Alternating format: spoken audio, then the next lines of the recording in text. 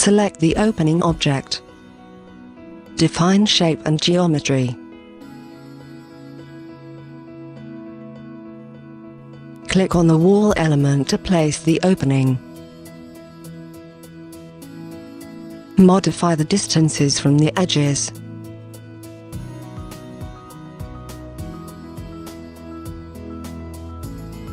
Use the object grips to modify the opening manually.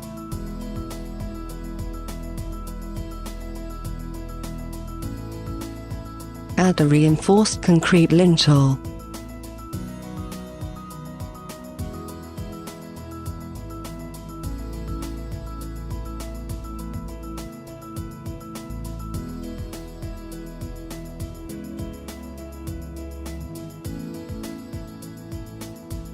Add reveals.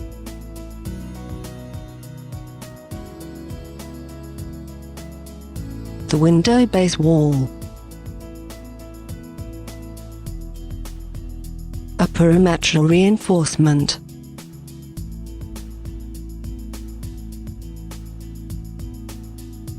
Speed up input using the DXFDWG automatic recognition feature.